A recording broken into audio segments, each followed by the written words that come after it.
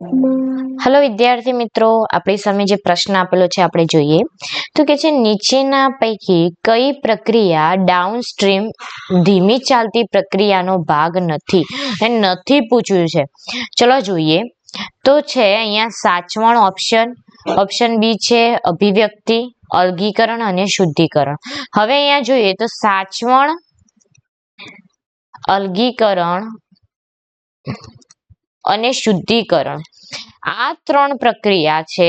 જ્યારે પ્રક્રિયા નિપજ બની રહે છે, નિપજ બની જાય અને જ્યારે માર્કેટમાં મોકલવાની હોય એ પહેલા આના ઉપર પ્રક્રિયા કરવામાં આવે છે, એટલે કે સાચવવામાં આવે, અલગ કરવામાં આવે છે અને શુદ્ધિકરણ કરવામાં આવે છે નિપજનું, બરાબર, માર્કેટમાં મોકલ્યા પહેલા। તો આ પ્રક્રિયાઓ છે ધીમી પ્રક્રિયાઓ હોય છે, એટલે કે ડાઉનસ્ટ્રીમ।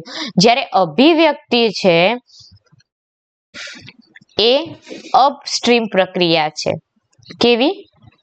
અપસ્ટ્રીમ।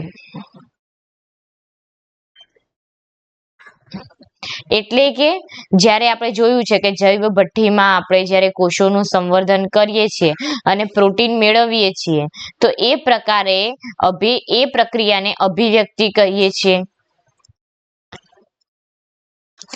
જૈવ ભઠ્ઠીમાં કોષોનું સંવર્ધન કરીને આપણે જે પ્રોટીન મેળવીએ છીએ તેને આપણે અભિવ્યક્તિ કહીએ છીએ। એ કેવી પ્રક્રિયા છે? અપસ્ટ્રીમ છે। અને અહીંયા આપણને ડાઉનસ્ટ્રીમ નથી એવું પૂછ્યું છે, તો કઈ એક છે? અભિવ્યક્તિ જવાબ આવશે આપણો, બરાબર। જવાબ છે ઓપ્શન બી। Thank you.